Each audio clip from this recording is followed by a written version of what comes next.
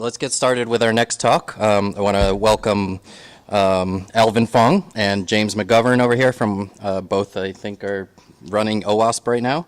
And let's welcome them and listen to their talk, Accelerating and Pivoting from Your Security Career. Oh, not from yours. Yeah. Okay. Yeah, thanks. Thanks, Arvin. Yeah, so glad to be here back at BSides, Connecticut. I think a few years I was here doing a little talk track on honeypots, and so a little bit of a different topic. James and I are here to chat a little bit more about. So just start out with a general disclaimer. If you guys are easily offended or have any concerns and things of that nature, this may not be the talk for you. But with that introduction, James, you want to introduce yourself? Greetings. I'm James McGovern. I'm currently a Gartner employee, so don't hold that against me. But I've been a part of security for a very long time. Helped kick off the Hartford chapter of OWASP probably about 9-10 years ago. Also a practicing enterprise architect. And the one thing I wanted to kind of say about that is that information security people need to start shifting some of the blame to enterprise architects in your organization, right? We can make fun of the latest breach. We all know about struts, right? I'm not sure that security people knew about that particular struts vulnerability, but I'm 100% enterprise architects knew about that particular vulnerability and chose to do nothing about it. So let's try to figure out how to hold enterprise architects accountable going forward. Cool. I'm Alvin Fong. I'm a principal security architect at Lodestone Security. In the breaker, builder, defender world of OWASP, I consider myself a breaker. Got my start in the federal sector, doing vulnerability assessments and helping to build out and do some research in a security operations center. Moved over to the healthcare space for a bit, where I got sunk into the risk and compliance side. Said bump that, then moved over to working at a large enterprise organization to help build up an AppSec team there, and now back at Lodestone doing AppSec and penetration tests and vulnerability assessments. About OWASP. Very simple, right? OWASP stands for the Open Web Application Security Project, 501c3. The goal is to make software security visible, right? Many people are not aware necessarily of how to make informed decisions because a lot of security is not visible to the naked eye. We have a challenge within IT specifically with executives who have attention deficit disorder. And we come across a lot of the I don't understand and therefore it's not important, right? And OWASP is just one of the organizations trying to help make security visible, especially at the application layer. We're not for profit and do a lot of things to make things open source such that people can consume our work and use it within their own organizations. Yeah. Talk a little bit about this. All right. So as we're putting this talk together, there's a few things we want to hit on for folks. Give a little bit of a lay of the land for the state of computer security employment. Talk about kind of the pipeline problems and potential solutions. And then we kind of shift over to visualizing some career paths, talk about some common paths, technical and non-technical skills in those fields. A little bit about good industry type fits for those folks that are maybe looking to explore different industries in the security profession. And then we take kind of this approach to it where we look at some of the career pipeline, past, present, and future. And hopefully we'll leave you guys with some of the learning resources and talk a little bit about the mentorship initiative we'd love to kick off here in the Connecticut area. Like I said, I think there's a little bit of everything for different folks in the room. I'm not going to read through everything here, but we have some kind of hopefully things folks will take away, whether they're in a hiring manager capacity or a manager that's in a hiring capacity. And if you are in that role, you know the distinction. Some tidbits for recruiters in HR areas, academic institutions that are looking to develop and enhance some of their curriculums, and obviously for folks in the room, for new and also experienced professionals. All right, so James, you want to talk a little bit about the state of cyber computer security? Like all presentations, I wanted to make sure that we started with a few good quotes, which will help set the context of what we are looking at in terms of computer security going forward. So the first quote is, just 33% of millennials use secure passwords for all of their accounts, compared to 53% of baby boomers. Right? So what does this signal to us, right? We think about IDs and passwords a lot, right? And we worry about whether they're hashed using SHA-1 or MD5 or whatever. But we never really think about eliminating passwords in their entirety. When we think about specifications such as the SAML specification, that specification for single sign-on has been in existence for 15 years, but we are still doing IDs and passwords. That's a marketplace reality. Breaches are becoming commonplace. 32% of the companies say they were victims of cybercrime in 2016, right? We're not necessarily approving, we're not staying up to date, right? Because we might be a breaker, but not understanding building. We're not necessarily working on that in terms of an ecosystem where we're procuring secure software. We allow people to come into our organizations called outsourcing and allow them to put in all sorts of testing backdoors, right? We got a problem here. We got to look at this through a couple different lenses. Another quote, 87% of CIOs believe their security controls are failing to protect their business, right? Surprise, the number is not 99%, but we can talk about that one a little bit later. The key question that we have to ask ourselves, what are we doing to build confidence? We are all really good about figuring out how to play with technology, right?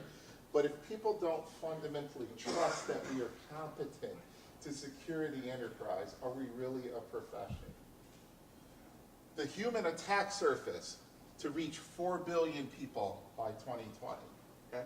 Very simple. Microsoft estimates that by 2020, 4 billion people will be online, twice the number that are online now. The hackers smell blood now, not silicone, right?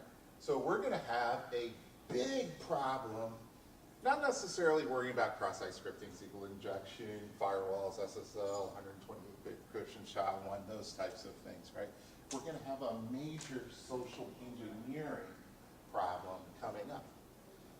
How many people do you think, in terms of local area universities, teach social engineering? Zero, right? You think we got a problem here, right? Just basic marketplace realities that we are not, as professionals, dealing with. Next. Let's look at this. This is an interesting slide that I came across. It's an economic slide. It came from Barclay, right? And it's about, and then they surveyed the victims of various breaches, right? We kind of get that 31% of people are making changes to their security plan. But look at that. 52% have no plans to change. What does that signal to us, right? Maybe that particular change might be due to something economic, right? We are, as a profession, making ourselves too expensive, right? We've seen what happened to COBOL programmers throughout their lives, right? They kind of got moved out the way, got outsourced, things like that, right? And guess what we're doing as IT professionals who can backtest that particular thing? We're building up more and more security people, right? Only to watch us be deflated. We have to deal with this particular problem and start aligning with the marketplace realities. And I'm going to get to some of that as part of our career talk as well. Cool. So just to get everyone on the same page about security jobs, so according to Cybersecurity, this was a project that was funded by the National Institute of Standards and Technology. So according to them, there's almost 300,000 computer security job openings across the country, and about 750,000 folks employed as security professionals. So the neat thing kind of I thought about this visual is, so when you click down on Connecticut, you know, you can kind of drill down on some of the state by state details. And I think Connecticut's pretty reflective of what we're seeing at the national level. You know, and, you know, we're kind of going down that kind of peak on the security side in terms of, you know, the demand is so high nowadays. You know, there's a study here by Dice.com where lead software security engineers are actually seeking some higher average salaries than CISOs.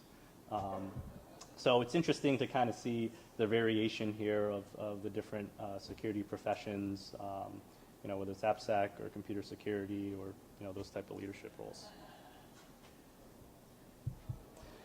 So how do we meet that demand, right? And so if you listen to the National Center of Education Statistics, they talk about how, you know, there's only about 170,000 STEM graduates that come out of, you know, college degrees and get jobs in the STEM area from the over 4 million high school students that kind of enter this pipeline. Yeah, absolutely. If we look at these particular drips, right, some of us in this room might be parents. What should we be asking ourselves? Are we allowing at this particular level our superintendents, our teachers to just say, follow your dreams? Where people go to school and become art majors and ultimately end up working at Starbucks, when instead they should be following the pipeline, right, and adding value to a society in a way that allows your kids to make the money that we were talking about on future slides, or prior slides. Many security professionals understand the growth of security within their organizations and within the ecosystem at large. But as parents, are we bringing our kids to events like these? So if there's any moms or dads in the room that left their kids at home when they could have came here, shame on you. Another trip, right? So in other words, when we think about this particular thing, we have to figure out what the aptitude is that's going to call out the people who make good security people. Give you a third example, just to kind of close this up, right? You probably hear a lot of people talking about school climate. Let's all play nice in the sandbox, right? Imagine if we found a way for people to not play nice in the sandbox and we can leverage them to solve those social engineering challenges that we know are going to come up because we got 4 billion people coming online, right? We're allowing our school systems through various types of policies to destroy our ability to be secure. Think about that for a minute.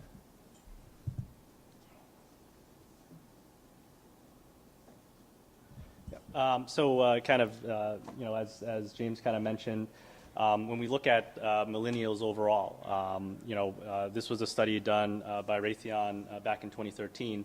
Over 80% of the students there said they had no teacher or guidance counselor mention anything about a potential career in cybersecurity. That's actually one of the things as we got a chance to interview folks to develop this presentation, found out that, you know, folks weren't even aware you could get paid to do to hack into stuff on the security side. So, you know, that same population that was surveyed, only a quarter expressed a desire to pursue a computer science related field. Yeah, absolutely. Here's an interesting note here. You'll see this one right here. 18% want to become elected. Think about that for a minute. Right? So we're going to have a lot of people who want to be politicians but know nothing about security. Imagine what would have happened if Las Vegas had an elected official that understood Bob's presentation on threat modeling, right? And we could have made something secure. Or we thought about this in terms of Connecticut. How many people do you think in Connecticut understand threat modeling or even come from an IT background that are elected? Right? How many state senators, how many state reps? 0, right? So how do you think if we're going to an ecosystem that's based on IT, we got 18% being elected, and we've never communicated anything to them that makes any level of sense, right? This is why we have problems with voting, right? We can't even secure our voting systems, right?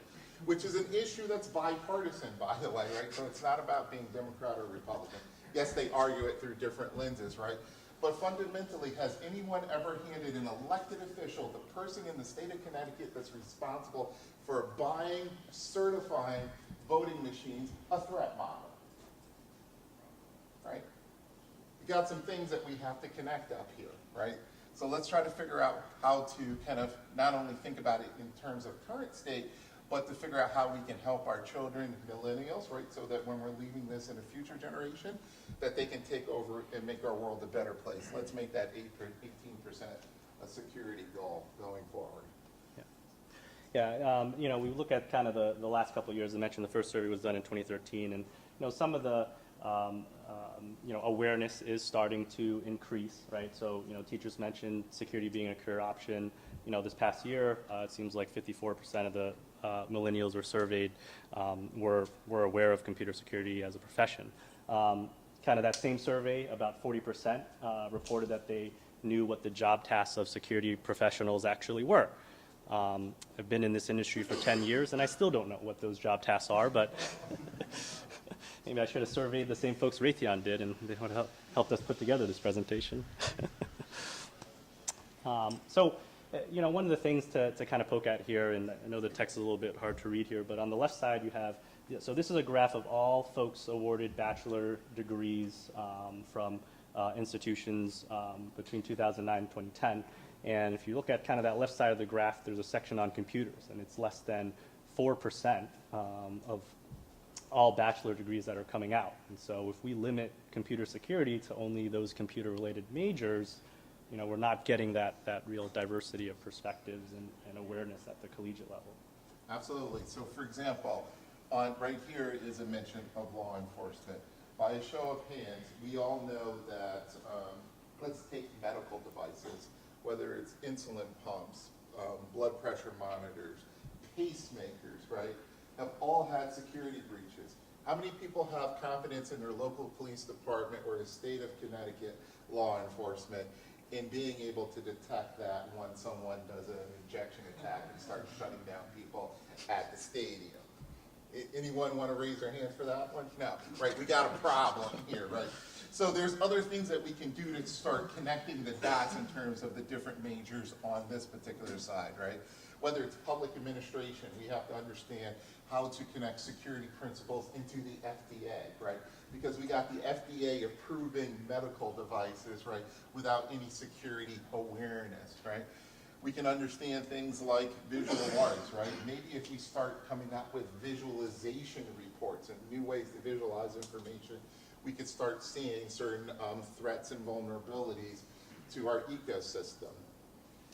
Yeah, you know, one of the things as we were interviewing different folks leading up to this talk was I had a great conversation with an individual that was leading the threat and malware organization, and he shared a story about actually one of the folks he just hired, non-technical background, came out of communications. Well, you know, what do you need for, you know, from the communications domain related to security? Well, it turns out folks that are good at communicating and can speak multiple languages tend to have certain skill sets that are highly desired by certain government organizations that are looking for potential threats in languages that, you know, as a kind of a primarily English speaking country, you know, we may not necessarily be exposed to.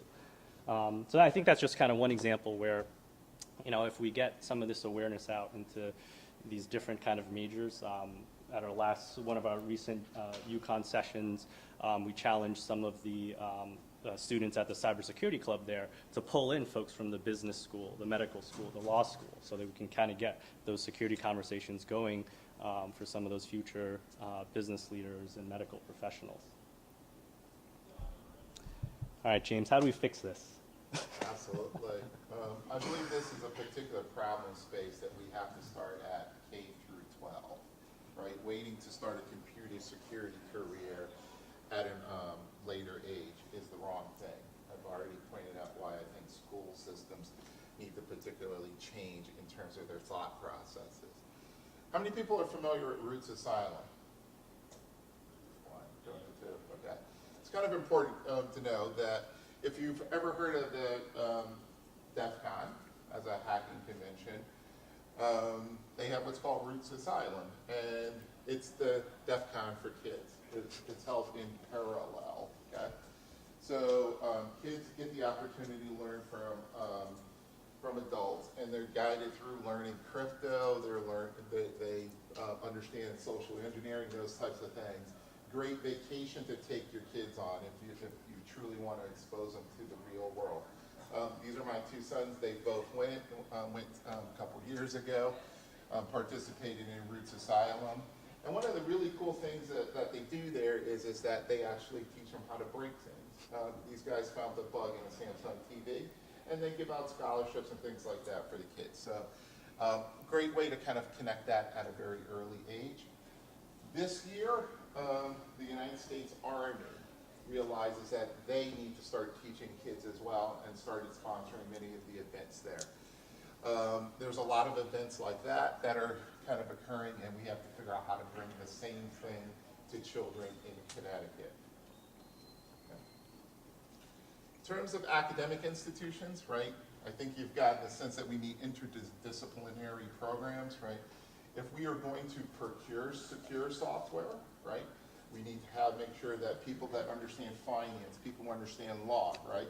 It's not just about us coding it anymore, but making sure that the ecosystem is secure and that we can spread our goodness, our standards, our practices in a legally sound framework, okay? We need to include computer security courses in non-comp sci degrees, right? We talked about that. And we need to have an environment where classes are taught by practitioners. I think you have spelling error there. We'll take Practitioners. So let's be honest, right? Security is one of those things that we can teach a lot of theory around, but the best way to learn to, for example, break software is by breaking software. So let's make sure that we set up environments where we bring in the best and brightest of the breakers and learn from them, right? We need to move beyond theory and get this into modern corporate environments. We need to revisit HR. Okay, HR is just fundamentally broken for a lot of different reasons in terms of their way of thinking, right? Got to drop the comp sci degree requirement. We got to drop some of the certification stuff, right? And get like true talent skills that are there, right? We have to have people who can think like attackers. We need to establish non-technical security career tracks. Okay? Again, we talked about things like visualization, but we can do that. Connecting the enterprise architecture might be another track that we figure out how to connect those dots there, right? Ability to shift some of the more rudimentary testing, like business logic, flaws, and holes, to a quality assurance track, those types of things, right? Because if we're not all doing security, right, none of us are doing security. So let's hopefully think about how we might think about those things to address it going forward. Cool. So as James mentioned, let's try to open some of those doors up in our community and our ecosystem so that we can kind of start getting that more diverse pipeline into the security space. For those folks in the room kind of either looking for a security job or looking to pivot to some different domains, let's talk about some of those tracks.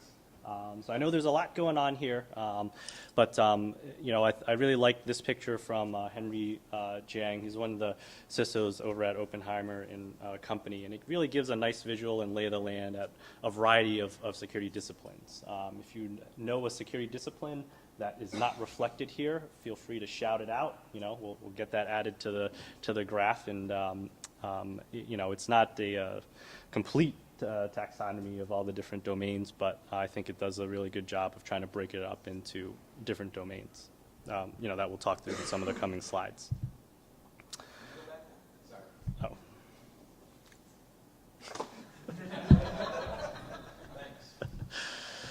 All right.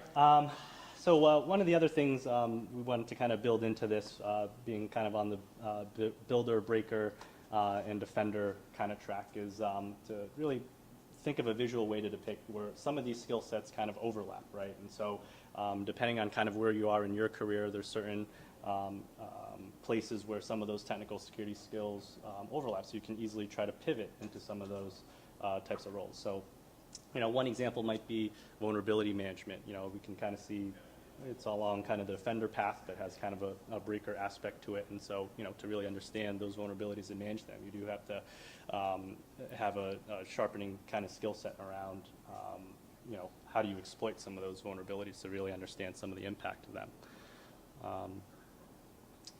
James, anything you wanted to add here? Cool. So initially I went down this route of kind of using the NIST 800-181 as a framework to provide a taxonomy of technical security skill sets. This isn't, not everyone necessarily has to use NIST 800-181, but it just was, it was one of those few documents I kind of came across which really tried to do a holistic job at classifying all sorts of different type of technical skills. And so next time you see yet another job rec for a computer security analyst, you might be able to use this to kind of decipher and distill down what types of technical skills might be required. In typical NIST format, they go to town and 10,000 appendixes for different knowledges and skills and abilities that are required. But again, it's a starting place for defining some of these more technical security skill sets that are needed today. Yeah, absolutely. Key point, this is a starting place, right? As we look at trends in just the ecosystem of IT, right, we're starting to see things like blockchain, we're seeing Internet of Things, those types of technologies, right? Those occur outside of your organization, right? So focusing solely on the internals here is good for NIST, but we have to stretch our imaginations such that we're dealing with the ecosystem going forward. Cool. All right. And again, one application of this framework is you can kind of start bucketing the different types of jobs, either at the national level or in Connecticut. And I thought this was kind of an interesting visual way. I guess in Connecticut we have more of a demand, or folks focused on the analysis space. I think that category is switched around at the national level compared to protect and defend. I mentioned some of the interviews I had conducted within our security community, and so what I kind of came out of that is some of these profiles for common career paths map back to these more technical security skills as well as non-technical skills. So again, I know it's a pretty heavy slide here, but this would map back to the security governance track you saw in that big picture with all the pretty colors. This particular individual, was kind of going down more of a senior manager type role in the vulnerability management space. And as we kind of talk through some of those technical skills, you can kind of see, there's a lot of skill sets around some of the securely provisioning systems and devices. There's some amount as their career progressed in the oversee and governance area around strategic planning and policy. And then being in the vulnerability management space, a lot of focus on the protect and defend type of skill sets. Some of the non-technical skills required for more of kind of a governance and management track. So unsurprisingly, communicating with stakeholders at a variety of different levels. As you grow in responsibility and authority in the organization, being able to manage a group of people to achieve a security objective was also important. And ultimately, a lot of what I heard through some of these interviews for folks going down the security governance track is also accountability, right? Kind of seeing through different projects to get the organization to a more secure state. Anything you wanted to add, James? Cool. Shifting over to more of the security architecture track. Again, you'll see a lot of folks typically are spending a lot of time also, still in that security provisioning type skill set, but also complementing that with in the operation and maintain aspect of it, customer service and support kind of focus. And so when you think of architects and understanding requirements, understanding employees and business and security leader needs, and working to develop solutions that fit their needs.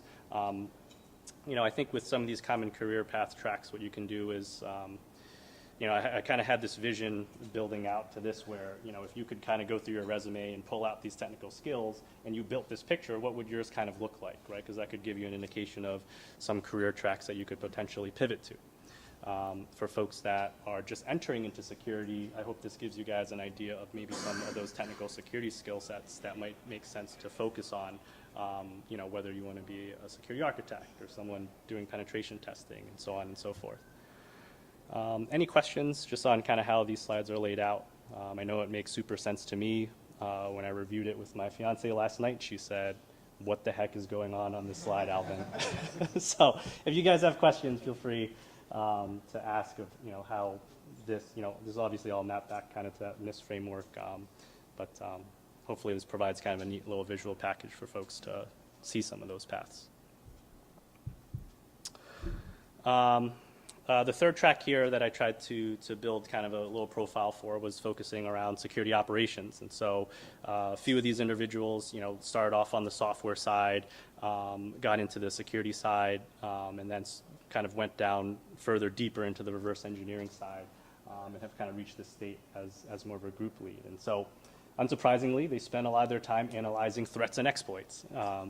In addition to categorizing risk in the security provisioning areas, as well as building up the infrastructure and analysis infrastructure to support some of those analysis activities.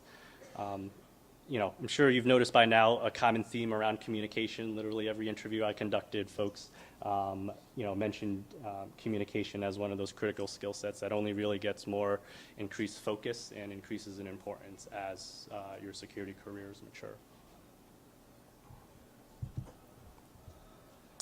All right, finally, I want to play out the risk assessment side.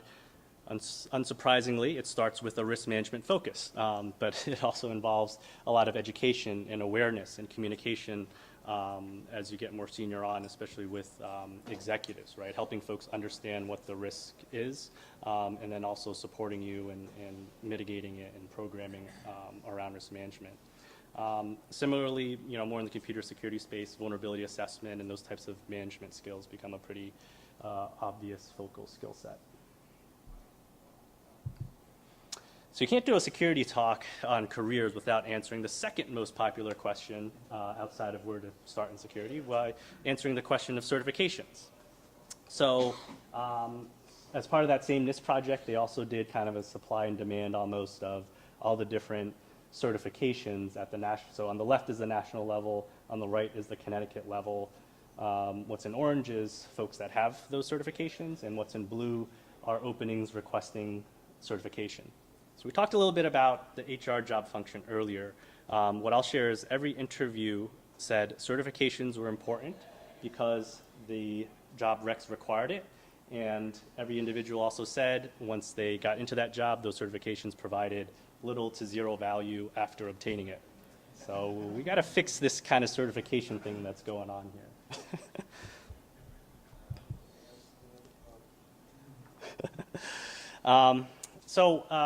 One of the other things I wanted to do was spend a little bit of time talking about industry fits. And I know there's exceptions in every industry, and this is, from my personal experience, being in the federal space, healthcare, large enterprises, and now consulting, just wanted to share some of the observations of pros and cons of each, different types of industry.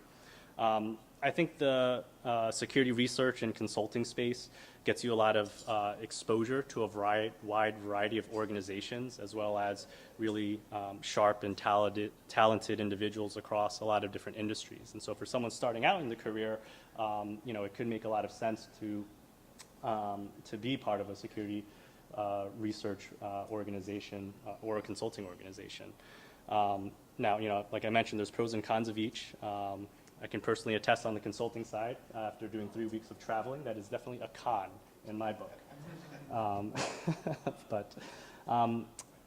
thing that was neat working in the defense industry was you really do get careers and use cases in defense and government space that you really don't see anywhere else, right? So I'm sure you guys see a lot of news articles about Romania, Russia, China, et cetera, hacking into us. What do you think we're doing to them? Right? So we talk about red teaming a lot in the private industry, but the defense organizations just take it to a whole nother level. For enterprises, right? And if you're the type of individual that likes to focus on scaling problems, leading transformations, that's definitely a pretty hot space and a space to consider. James? Cool. All right, so shifting over to some of these career pipeline entry points, I wanted just to touch upon kind of how folks have gotten into security in the past, present, and future. Again, not meaning for this to be in totality, but in a lot of interviews that we conducted, kind of makes sense. A lot of folks started off system administrators, network administrators, software developers, or they had computer science or information systems type backgrounds because, in each one of those respective domains, they had to have a deep knowledge and expertise. So they kind of knew those systems or software code in and out. And those that had a curiosity into security was able to kind of use that as a launching pad into their more full-time security focuses. I think nowadays what you see a lot of is kind of this risk flavoring. Everyone's all about IT risk management. We're getting more data, and as a result, I think data scientists are kind of getting pulled into the loop here in terms of being able to say, hey, we feel like this is a high risk. Well, why? And I think it's that good collaboration with folks with a more data science focus where you can answer some of those questions. We also have started to see an increase in career, in majors around, bachelor's, master's, PhD programs that, start off with computer security. Personally, I remember when I was going through college, I had to take graduate courses, or I had to be a grad student to take computer security courses at all. Which actually is one of the reasons I jumped at an accelerated master's. But the good thing nowadays is I think folks are, in schools are kind of coming around to starting to teach this at a undergrad level. So that kind of shifts us into some of the more future kind of trends that are coming down the line, and in terms of as we move from the present to the future, what sort of technologies and what's going to be the security professional of the future. James, I don't know if you have some thoughts you wanted to share there. Well, the final box over there, you'll see that we're starting to inject artificial intelligence into security. So people who understand algorithms, whether it's belief systems, neural networks, those types of things. Having a strong math background will help you with AI. Blockchain is a really interesting particular use case in the sense that people aren't going to necessarily try to think about security solely through the lens of cryptography and whether they can break any particular block in the chain, but rather they're going to go after other aspects of it. So if you look at the blockchain, especially Bitcoin, you'll see that no one's broken the chain. But people have still figured out how to steal money and steal coins and those types of things, right, from wallets and other things in the ecosystem. So as you guys start building out blockchain type applications, whether it's a policy administration, claims administration, billing, payment, that type of thing, the weakest source will not be the chain itself, but it will be the things that hang on to the chain. And I think that looking at it through that particular lens, especially doing a threat model that is ecosystem aware, is going to be critically important. When we think about things like Internet of Things, right, we're now going to have more devices that have an internet address that are just automated than we are going to have that are going to be human controlled. Imagine a scenario where someone says, I'm going to take down the electrical grid, right? Yeah, they can go down the turnpike and try to break into Eversource, right? Or they can go after NIST devices, right? And just sit here and just have fun jacking up, jacking down, right? Electrical demand. What does that sound like? Sounds like what OWASP would call an anti-automation or a gap in anti-automation.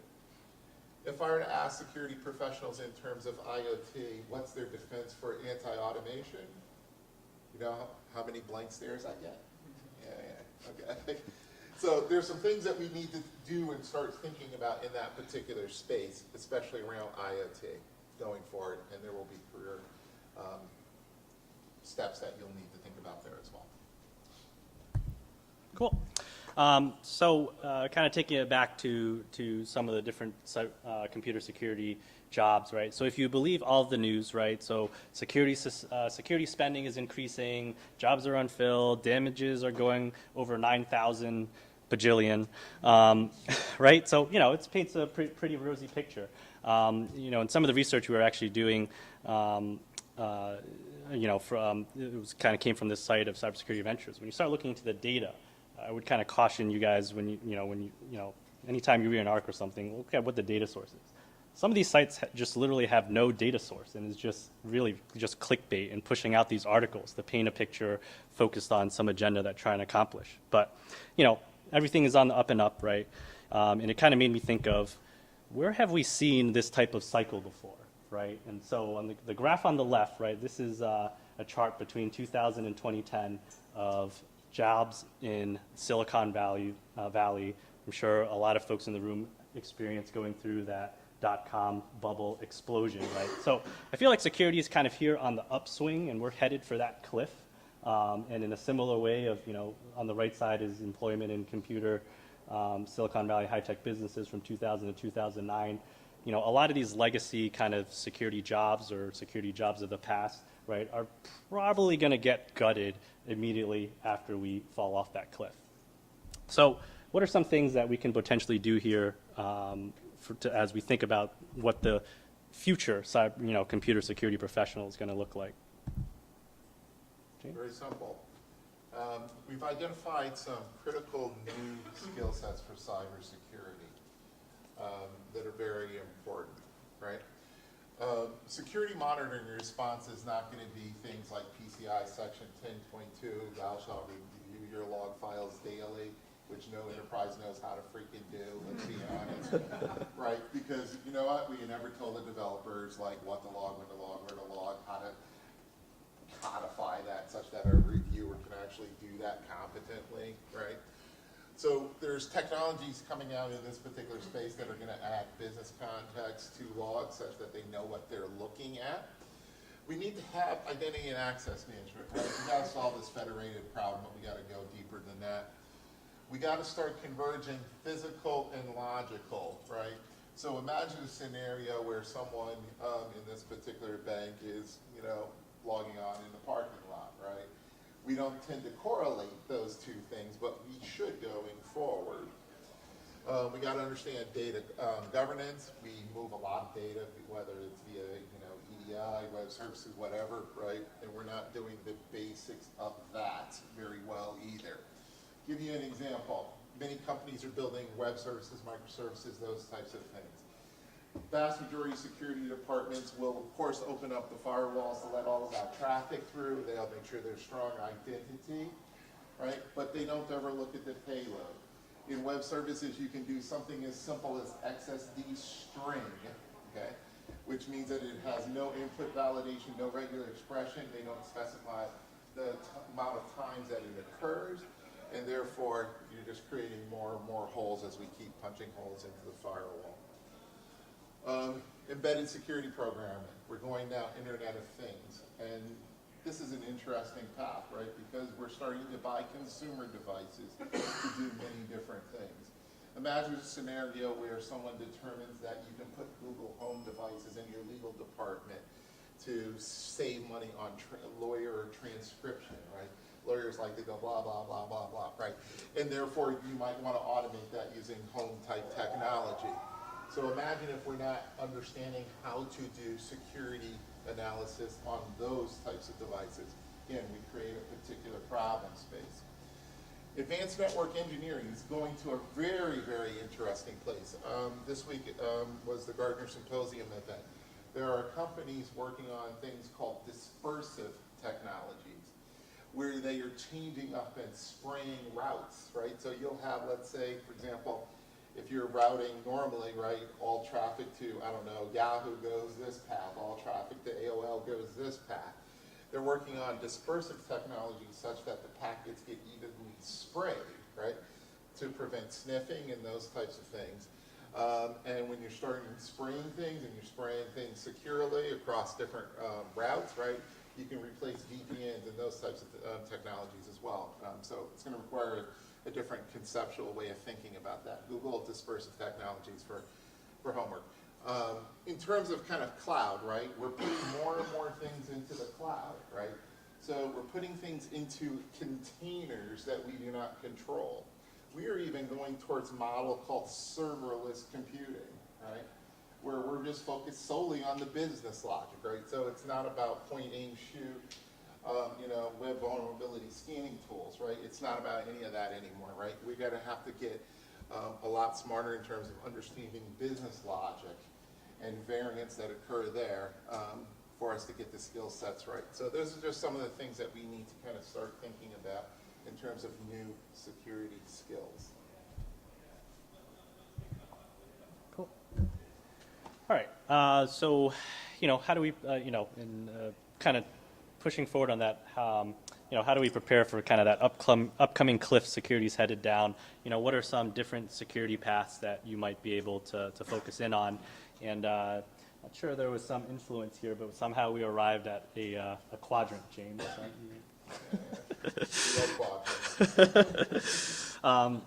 So, I think a lot of the safer kind of security tracks here, right, maybe for folks kind of mid-career and things of that nature, right, you're always going to need someone to manage security staff, right?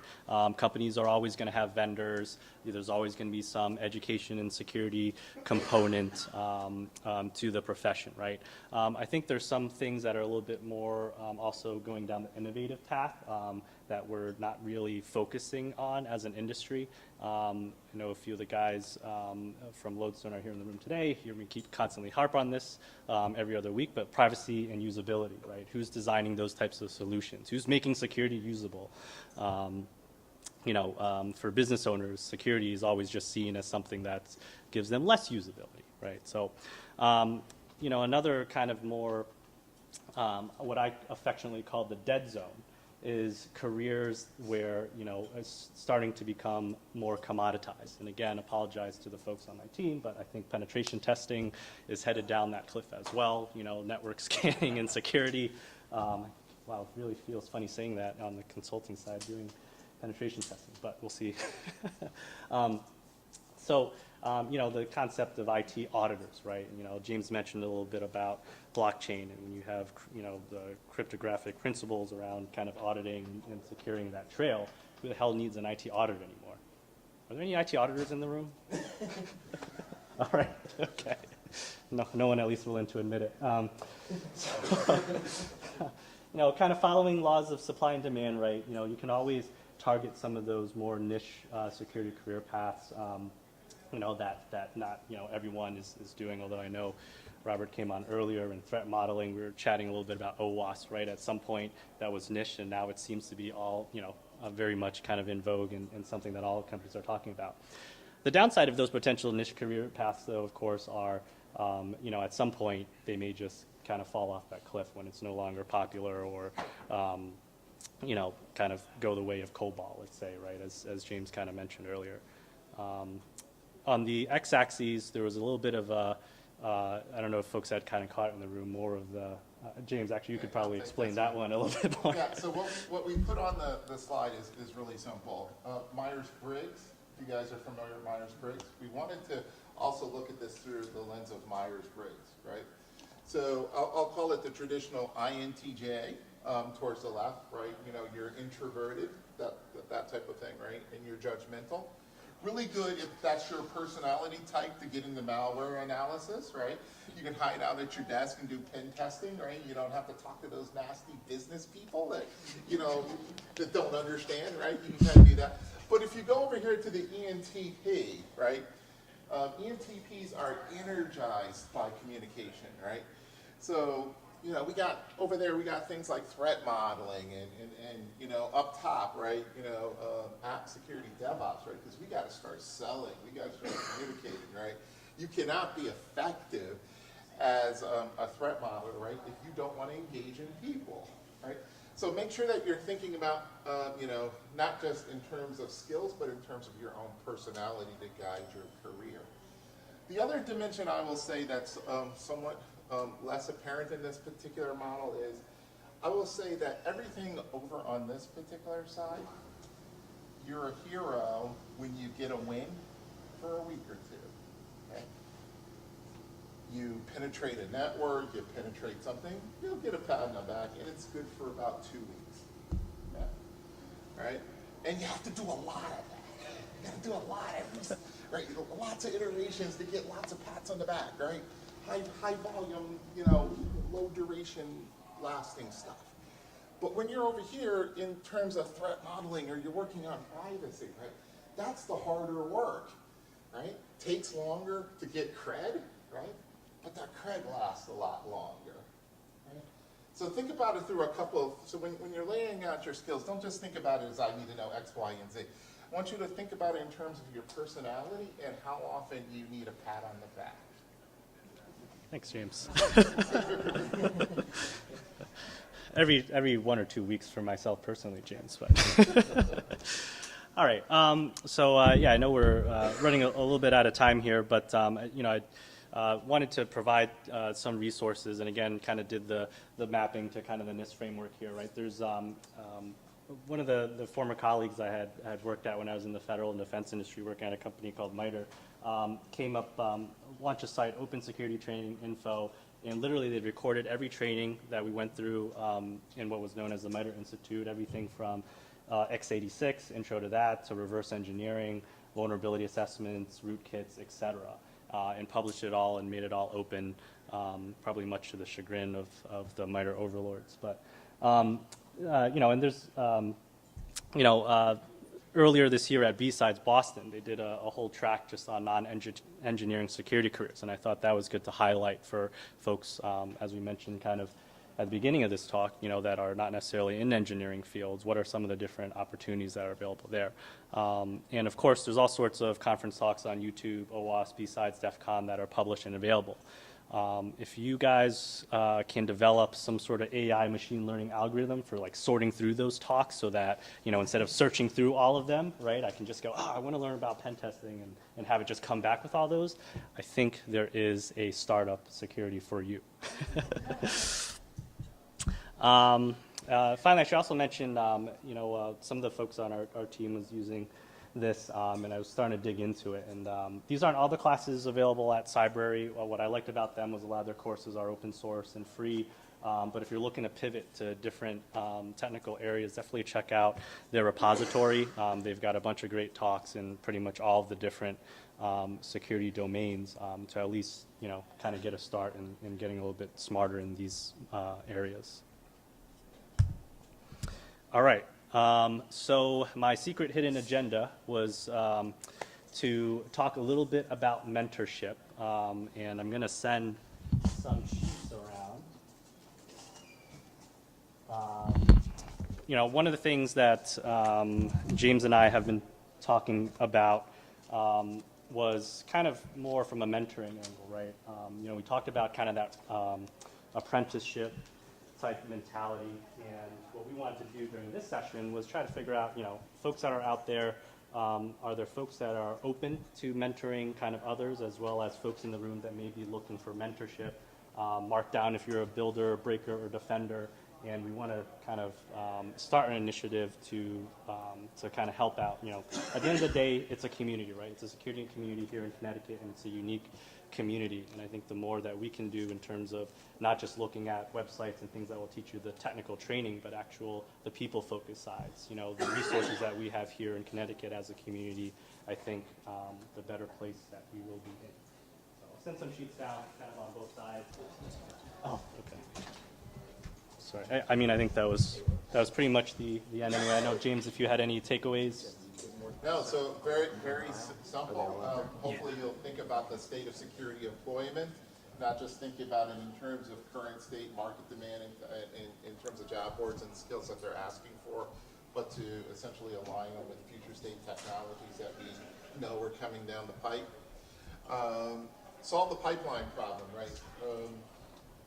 All all of us are professionals, right? Sooner or later, we're going to retire, and we better leave our pensions and all of that other stuff in good hands, unless we want those hacked too, and we'll be broke and elderly, that type of thing. So there's a vested interest in investing in the youth, solving some of the particular challenges of academia and demanding more and better in terms of that. Understand how the pipeline is changing. Let's make sure that we're not just adding people because it's an in-demand skill and we create more supply than demand, but rather we all focus on areas such that there's an even distribution and coverage. And of course, we're going to focus on things that avoid things that might be potentially automated, right? Think about some of your tools like using and strengthening your resume. One of the things I'm going to say about resume is that in this particular scenario, don't make sure that you don't just address skills, but you start addressing outcomes. This is increasingly becoming something that's on the radar in terms of the boards and executive teams, right? You saw that the dollar figures are going up, right? And they're going up higher and higher than the cost of inflation. So we better be putting things in a dollars and cents term. And Alvin will close it out in terms of mentorship. Yep.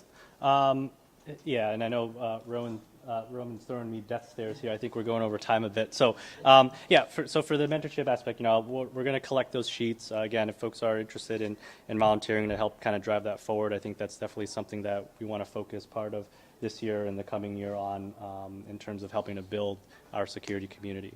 So thanks, everyone. It was a pleasure getting up here to speak today, some contributors and the audience.